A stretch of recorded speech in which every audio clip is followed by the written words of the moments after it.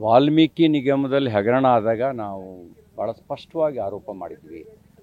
ವಾಲ್ಮೀಕಿ ನಿಗಮದಲ್ಲಿ ಅಕ್ರಮವಾಗಿ ಲೂಟಿ ಹೊಡೆದ 187 ಕೋಟಿ ರೂಪಾಯಿ ಹಣ ಒಡವೆ ಅಂಗಡಿಗೆ ಹೋಗಿದೆ, ಪೋರ್ಷೆ ಕಾರ್ ಶೋರೂಮಿಗೆ ಹೋಗಿದೆ, ಬಾರ್ಗಳಿಗೆ ಹಣ ಕೊಟ್ಟಿದ್ದಾರೆ.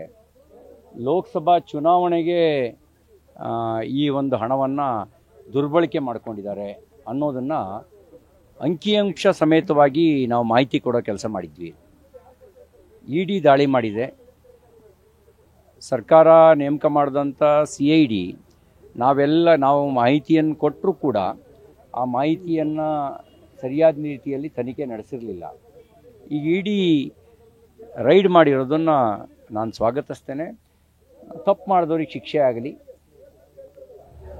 ಪರಿಶಿಷ್ಟ ಪಂಗಡದ ಕಲ್ಯಾಣಕ್ಕೆ ಬಳಕೆ ಆಗಬೇಕಾದ ಹಣ, ಅವ್ರ ಗಂಗಾ ಕಲ್ಯಾಣಕ್ಕೆ, ಅವ್ರ ಸ್ವಯಂ ಉದ್ಯೋಗ ಯೋಜನೆಗೆ, ವಾಹನ ಖರೀದಿಗೆ, ಭೂ ಖರೀದಿಗೆ ಬಳಕೆ ಆಗಬೇಕಾದಂಥ ಹಣ ಚುನಾವಣೆಗೆ ಅಕ್ರಮಕ್ಕೆ ಬಳಕೆ ಆಗೋದು, ಬಾರಿಗೆ, ಇದು ಒಡವೆ ಅಂಗಡಿಗಳಿಗೆ, ಕಾರ್ ಶೋರೂಮ್ಗಳಿಗೆ ಕೊಡೋದು, ಇದೊಂದು ರೀತಿಯ ದರೋಡೆಗಿಂತ ಕ್ರೂರವಾಗಿರ್ತಕ್ಕಂಥದ್ದು.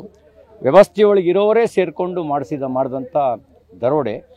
ಹಾಗಾಗಿ ಇದರದ್ದು ಸಮಗ್ರ ತನಿಖೆ ಆಗಲಿ ಅಂತ ನಾನು ಆಗ್ರಹಿಸ್ತೇನೆ. ನ್ಯೂಸ್ ಫಸ್ಟ್, ನಿರ್ಭೀತಿಯಿಂದ ನಿಮ್ಮ ಪರವಾಗಿ.